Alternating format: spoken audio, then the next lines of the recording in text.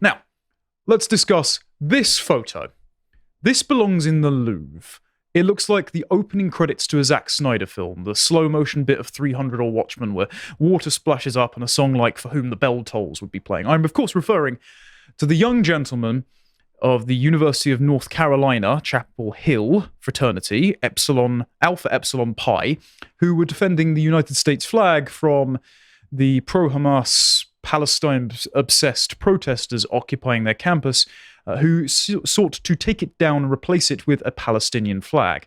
These gentlemen, the Zoomers of Iwo Jima, I suppose they are an encouraging sign of the rightward shift of young men, young Zoomer men in particular, that I have prophesied, that the likes of John Doyle, who I wish was here but cannot be today, has prophesied, that lots of articles in The Economist and the Financial Times and The Hill and the like have said are polling more towards the right and conservatism and being reactionary against woke, while some young women, mainly driven by birth control, mainly driven by perverse algorithmic incentives, are trending progressive.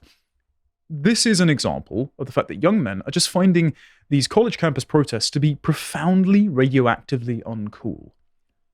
However, I will be steelmanning the case that other critics on the dissident right have made, that these optics are being co-opted or are perhaps even explicitly for a pro-Israeli cause, not just a pro-American cause. But I would like to make the case that that's not just the reason for this, and that often, as we're told via Twitter by leftists, in terms of media literacy, that there are two things, right? There are the overt optics and there's the covert message, or at least the author's intended message. Well, per the death of the author, as we've in literary criticism been beaten over the head by post-structuralists for the last 50, 60 years, sometimes the author's intentions matter far less than what is derived from the work. And derived from this work, this image of the fraternity defending the American flag, I believe some of the boys involved had fathers in the American army, so they felt a duty to go out and defend their national flag. What we're deriving from this is that Zoomers just don't care anymore. They don't care if the other side are ugly and histrionic and vitriolic, and that the social credibility is not squarely on one side. So something I've said in the past, that cancel culture only works if your side is complicit in it. Well, in building parallel infrastructure, like the Lotus Eaters, or to an extent the Daily Wire, or definitely over at Timcast, with different social media chambers for the right-wing anons who can meme and have fun, with more lawfare, ensuring that not everyone loses their job over a mean tweet. This means that the social incentives are not squarely on the side of the progressives, because you must remember, lots of people just follow blindly cultural incentives. The Zoomers are kind of an outlier, really, in where we're digital natives, so we curate our own internet experience, but even that is kind of a generational minority, because you've got most people that are like the Dinos, who just sort of bumble along and do their 9 to 5 and have a nice relationship and buy on credit because that's what they're incentivized to do, and they'll just sort of follow whatever the cultural milieu is. Well, these fellas have realized, growing up in the American public school system, that being lectured on LGBT, woke, and critical race theory and feminism all the time is just kind of boring, that the people that are lecturing them have no credibility, and that they don't want to fundamentally be like them. Instead, they see aspirational figures, whether that's the misguided pimp-turned-imam that's Andrew Tate for more ethnic minorities, I think, or folks like Joe Rogan or Jocko Willink or Jordan Peterson, Chris Williamson. These guys are looking at their own curated content and thinking, no, it's kind of fun to be a frat boy. It's good to go to the gym. It's good to be surrounded by your bros. It's good to mess around and meme. And if some dysgenic communist cries about my use of the term gay as a pejorative to check my male friend's effeminate behavior, I don't really care. And this is very much the energy that is given off by these young lads. And this is the kind of energy that exists on Capitol Hill. So I've just come back from about a week in Washington, D.C. There's a Sunday dinner club that me and my former university friend and some of the Capitol Hill staffers do. And they're great young gents. And lots of them dress very similarly to this, because D.C. is a swamp and it's about 35 to 40 degrees. What's that, 90 in American speak? And so you can wear a suit if you're dashing from your car to your office, but when you're just roaming around on the street, most people, if they're not me and, pathologically always dressed in formal wear, they'll wear shorts and a t-shirt. And so if they've gone to these college campuses, they've participated in these fraternities, if they're reading BAP, not because they're Nietzscheans, but because they enjoy the opaque and playful way he uses language on Caribbean rhythms and in Bronze Age mindset, which many of them do, if they enjoy being a bit edgy and broy, that culture carries over into the culture of politics. And so what we're seeing is a permeable barrier here between college campuses and frat boys and the kind of camaraderie and joy and good memories they get from their time necking beers and participating in elephant walks and going to Capitol Hill. And often those people on Capitol Hill are far more normal than the dysgenic freaks either in the Democrat Party or increasingly, as we're seeing, for example, in the Conservative Party in Westminster, the gay party boys who trade sexual favors in order to get positions in the party or its affiliated NGOs. I'm thinking of the types of Chris Pincher or the various MPs that have been caught in rent boy scandals.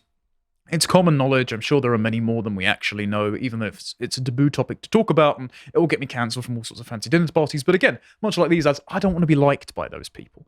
And so even if the covert message, as we'll get onto shortly, is supporting Israel, the overt message is young white men having fun is acceptable in politics again. I say that this kicked off a series of other protests on other campuses, as we can see at Ole Miss. Now, this is the University of Mississippi. This famous video where they're all whooping and cheering in American flag dungarees, and the fella on the right that you just saw there was hollering with the accusation of it being the imitation of an ape noise at a black woman. This is the Phi Delta Theta fraternity at University of Mississippi. And the point I wanted to make with this is that they are just having a good time rubbing it in the faces of people who are more concerned with a foreign nation thousands of miles away with which the Zoomers have absolutely no connection unless they're captured by the woke mind parasite. And so they think, well, we may as well turn up, defend our country, have a laugh doing it, and make fun of our ugly opponents. And these guys, I'm sure there are Jewish students in there, but the overwhelming optics of this is young white guys insulting their fat, ugly, whining political enemies dressed in the American flag and just having some fun with it. One really funny bit was one of the fellows taunting this fat black lady was saying, $100 if you can do a push-up. I see the Joe Biden line of attack. Also, people were calling her Lizzo, which I've been reliably informed is not an insult, because if Lizzo is big and beautiful and being celebrated as a plus-size icon, why would this rather shapely black lady be offended being compared to Lizzo? Cognitive dissonance is sort of the fuel in the engine of progressivism, I suppose. This is also really funny because the Mississippi governor, Tate Reeves, said the protests at Ole Miss today warm my heart. I love Mississippi. And you obviously had people underneath him, and I did a tweet about this and the like, complaining about, well, what about the young fellow who made the monkey noises? And okay, it's not the overwhelming number of the counter-protesters. And also, they holler all the time to jeer at opposing teams on sports fields. It's not necessarily a racial thing. I don't even know if he was imitating a monkey noise or pretending to be a monkey. People, of course, interpreted it that way to interpret him as racist, because racism is the cudgel by which every single enemy must be beaten by progressives, particularly in America, with its contentious white versus black racial narrative that they decide to transpose upon every single vassal state in its hegemony after the empire. I mean, we had BLM marches in England, for God's sake. It doesn't make any sense. But unfortunately, one thing that did happen was that said fellow who did the so-called monkey noises was kicked out of the fraternity. So the Phi Delta Theta, guys, get more comprehensible names. I know you're referencing ancient Greek, but it's just kind of LARPing at this point. Their general headquarters said in a statement that it was aware of the widely shared Ole Miss video and that, quote, the racist actions in this video were those of an individual and are antithetical to the values of Phi Delta Theta and the Mississippi Alpha chapter. The responsible individual was removed from membership on Friday, the 3rd of May. This is reported by Time magazine, as you can see on the screen at the moment. This was the kid in the blue shirt that made the noises.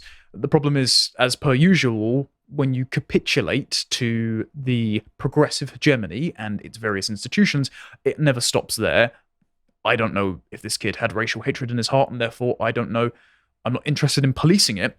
But these guys are not interested at stopping at this kid, because now the University Chancellor Glenn Boyce announced they are opening a probe into the counter-protests in totality. So even if this one fella and he really was making a monkey noise and calling a black woman a monkey, which he shouldn't do, it's not going to stop there. They're going to tar you all with the same brush. So I would propose instead you keep up the defiant energy of the UNC protesters, which is just stand and smile and enjoy the fact that your enemies are losing their mind on behalf of a terror state who would have them killed if they moved there, just because you're protecting the flag of your own nation and the wholesome values you associate with it.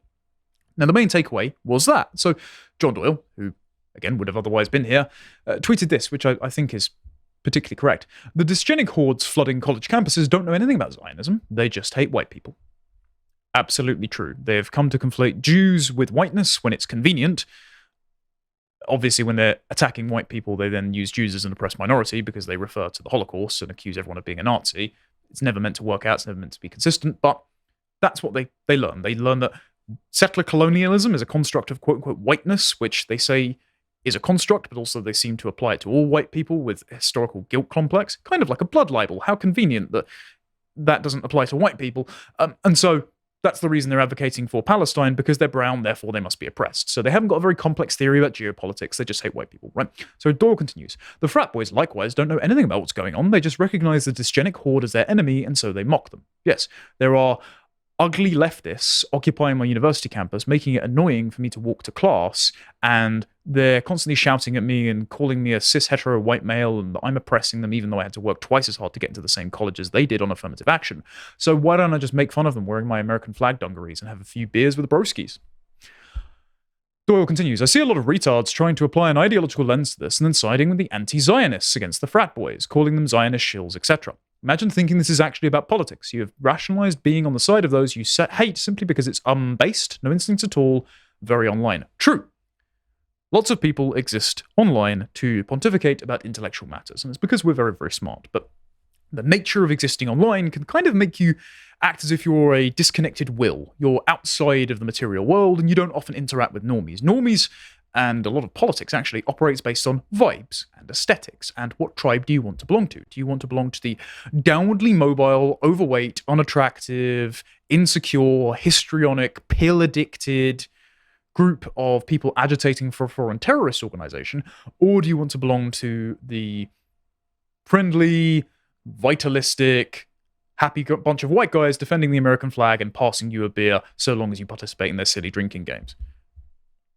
That's the optics we should adopt. It comes right back to the old, and I know I won't raise this too much, the Taylor Swift conversation of, even if the left try and co-opt that, the aesthetics are, she's a pretty white girl marrying, hopefully, the captain of the football team. That's the kind of traditional American aesthetic that American conservatives should want to put out if they're not rather committed to losing and then complaining about losing, because for some people, unfortunately, that kind of intellectual masturbation is very profitable. I think we should avoid that. This was also my takeaway. I mean, this is atop the Frat Boy Summer video. I just posted the photo of Nicholas Sandman staring down Nathan Phillips, the man having a vision quest and beating a drum in his face. And, of course, the UNC Chapel Hill fraternity defending the American flag, saying, smiling straight white men who aren't guilted into hating their country, culture, and heritage are the mortal enemy of the resentful woke revolutionary. They just can't stand it when white boys are having fun because they've never been happy a day in their lives. And this is exactly why, I think, another draw for the Lotus Eaters podcast, for many of you who watch, is the fact that we're just young men, reasonably good looking, having around and having a good time. You can tell that we actually get on and are sincere. That none of us are looking for a reason to screw one another over, to procure validation or resources from an intersectional state. It's all based on good-natured relationships and personal virtues that we've cultivated ahead of time so that we can come together and be friends without any a priori vested interest stopping us from getting along. And this is exactly that, right? These guys are galvanized by not only their friendship, but their interest in seeing their country thrive. And those are good aesthetics for the American right-wing movement. And so that's actually pretty encouraging. I like that is the case, right? So this was also a tweet from I am yes, you are no, contentious account, occasionally amusing, must disavow some of the things he puts out, of course. And he's responding to a screenshot that's saying, between JP Staples, the kid who was kicked out of the fraternity at Ole Miss, and Nick Sandman, it's become painfully obvious that the whole lot of white kids are being raised to be racist pieces of excrement. He used an ungentlemanly word there. Nick Sandman did absolutely nothing wrong, remember? A random Native American man with meth teeth just walked up to him and started beating a drum in his face. Everyone who said he did things wrong, he then went after and sued and got a sizable settlement. Good for you, Nick. Good man. And I am Yes, You Are No responded, the upcoming generation of white people are done being bullied. They don't care about being called a racist anymore. It has no meaning. It's over. And the word white is capitalized there. And I've done this in occasional tweets. I'll use it not interchangeably, but selectively. I would prefer if I could use the lowercase white, because outside of an American context, it makes no sense to talk about capital W white people, because Europe has been at war with distinct cultures and heritages and peoples for years. This is why Renaud Camus, when talking about the Great Replacement, wasn't talking about white civilization. He was talking about the French history, French culture, and he was even extending neighborly consideration, see my episode a couple of weeks ago on this, to the Jews he was speaking to at the time who had settled there since the 18th century, saying, you guys have assimilated into being French, and if you don't support open borders for France, then I can include you in the group that I define as my preferred in-group of French people, and we can keep a cohesive French civilization. I would prefer to speak of the English rather than capital W white, because I don't have a quote-unquote white identity, or at least organically, I would not. I feel like Edmund Burke, right? When in Reflection on the Revolution in France, he says, well, these revolutionaries came along and said, man is born free and everywhere he is in change, and we must shatter the chains of oppression. And Burke was saying, well, until these revolutionaries came along, I just sort of thought I was a free Englishman. I was kind of happy, to be honest. And one day I woke up and I was told that I'm living under an oppressive tyranny and I have to upend all of my civilization. You know, it was almost like I was just existing quietly until you came along and imposed this weird revolutionary consciousness upon me. And it feels increasingly like not just the Americans, but the Europeans as well, as mass migration, racial agitation changes the political landscape, we are being collectivized into a capital W white identity. And the only way I think this is useful to conceptualize us as a capital W white identity is in saying that if you are going to call us capital W white people, if you're going to collectivize us, then we're not going to have collective guilt. Instead, what we're going to say is we're going to be collectively unapologetic that our cultures and histories which you have grouped together are good things. They're not uniquely evil things. In many cases, they are uniquely preferable. For example, the British Empire going around and preventing bride burning in India and slavery in Nigeria and preventing the Dahomey kingdom from crucifying men, women, and children on the road into their palace. These are all positive things, and we're not going to accept the fact that you're calling us racist, sexist, xenophobic, homophobic, transphobic. We're not going to accept the moral charges that some of those things are bad. For example, I don't accept that transphobia is bad. I'm not afraid of them. In fact, I find it abhorrent that you're going to inflict this on vulnerable children, many of whom are abused and confused. And so I don't hold you as a moral arbiter. Instead, I'm going to laugh in your face because you're ugly and probably won't reproduce. Actually, I'm relatively normal. It's weird to be normal these days. I just want a house and a nice career and a wife and some children and some friends I can sit around and have a laugh with as they're having a drink. And that's the energy that these guys are bringing to these protests, which is why they're mocking their ugly counterparts.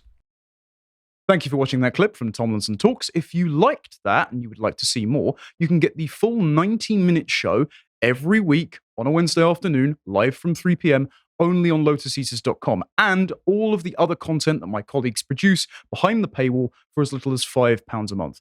Thank you very much for supporting us, and I hope to see you there. Until next time, goodbye.